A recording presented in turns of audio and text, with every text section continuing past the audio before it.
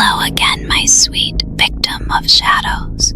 Tonight, I whisper to you a tale torn straight from the Warrens' case files. A tale of loneliness, curiosity, and a door that never should have been opened. They called it the Donovan Incident, and it all began in a basement with one young girl and a Ouija board. Patty Donovan was a lonely girl, kept under watchful eyes, friendless, restless, and curious.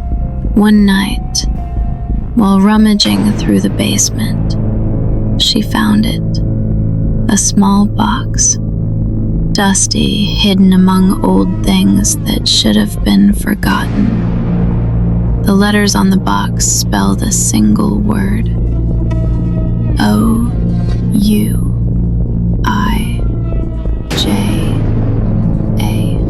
Patty carried it upstairs, lit a candle, and placed the board gently on the table. Her fingers trembled as she touched the planchette. She whispered softly, "Is anyone there?" And something answered.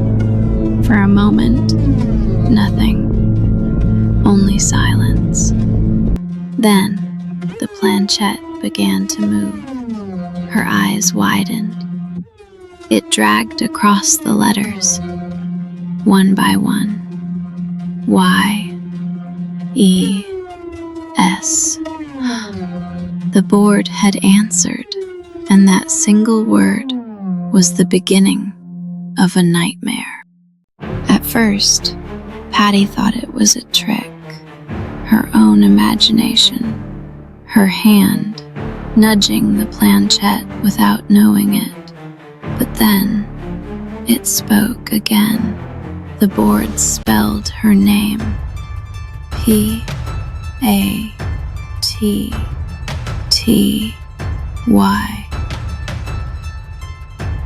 Patty whispered, "Who are you?" The candle flickered. The board answered, "Friend." From that night on, Patty returned again and again to speak with the voice in the board. It flattered her. It comforted her. It promised she was special, chosen, and in her loneliness, Patty believed it.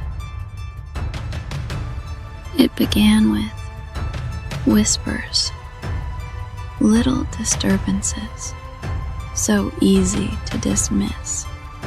The Donovan children woke in the dead of night, their skin marked with scratches, thin red lines carved across their arms and backs, as if invisible claws had touched them in their sleep. At first, the parents blamed dreams or the children themselves, but then the house showed its true hand. One night, their mother carried a basket of clothes to the washing machine. She filled it, closed the lid, and went upstairs. When she returned to move them to the dryer, the basket was overturned. Every shirt, every sock, every pair of jeans scattered across the floor, and worse, tied into impossible knots. Something was twisting its way into the Donovan home. Something that wanted to be noticed. The very next morning, the Donovans discovered neither car would start. The family car, dead. Patty's car, just as silent. At first, they thought it was coincidence, but when the engines were checked, the truth crawled into view. Spark plugs removed, Fan belts, cut clean through, sabotage from something that should not have been there. The house was no longer whispering. It was making its presence impossible to ignore. It began on a Saturday morning. Mrs. Donovan stepped into the kitchen, ready to make breakfast. But the moment she crossed the threshold, a scream tore from her throat. Her husband, her children, came running, and what they saw stopped them cold.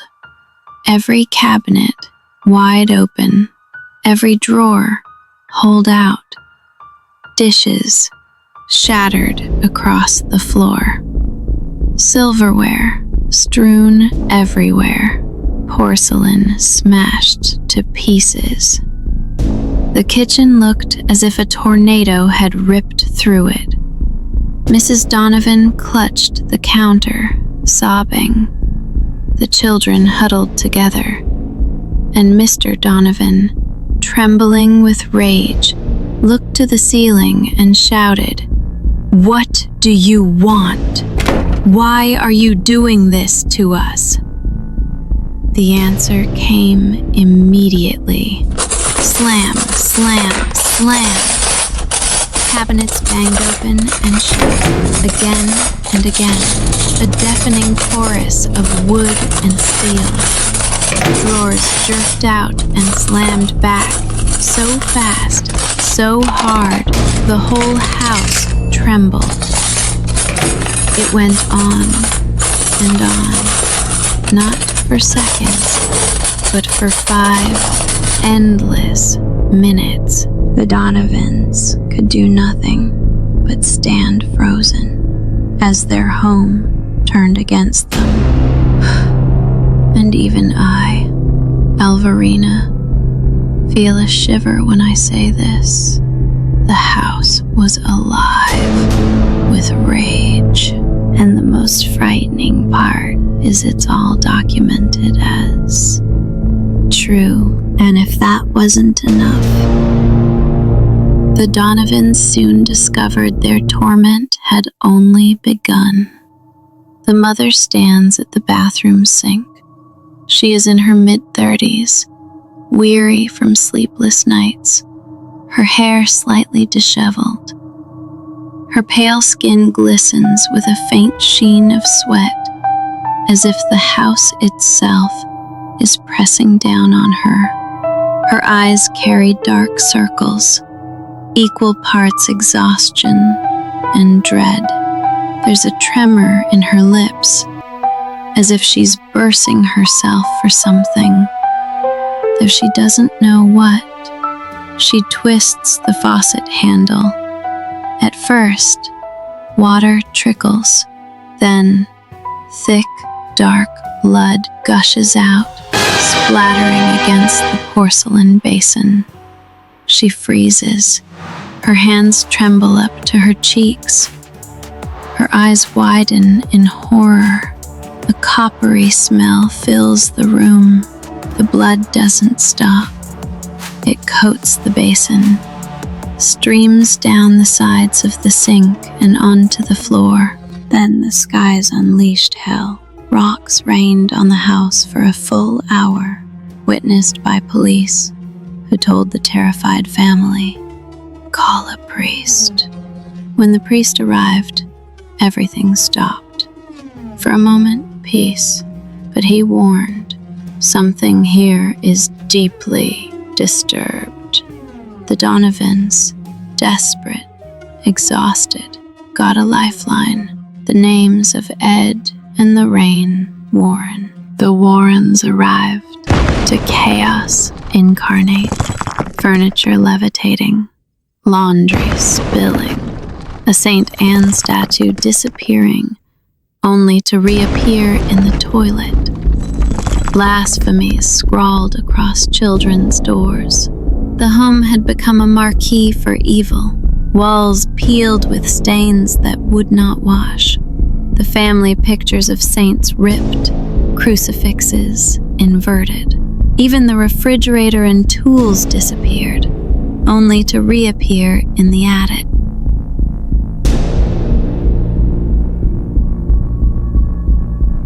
Priests, the Warrens, and the family faced down the demon. Holy water, prayers, and sheer faith eventually shattered the entity's hold. It vanished, leaving behind only its red, angry visage scorched into the carpet. And then, silence.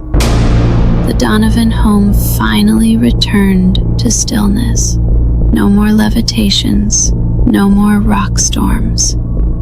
Patty had 3 children just as foretold by the demon years before. Proof, perhaps, that sometimes hell opens doors that only love can close. And so, my creepy comrades, the Donovan family survived their supernatural siege, only with faith, courage, and the intervention of the Warren team. Remember this: curiosity may invite danger, but only faith, hope, and a dash of holy water can still banish the darkness. So, sleep warmly tonight, if you can.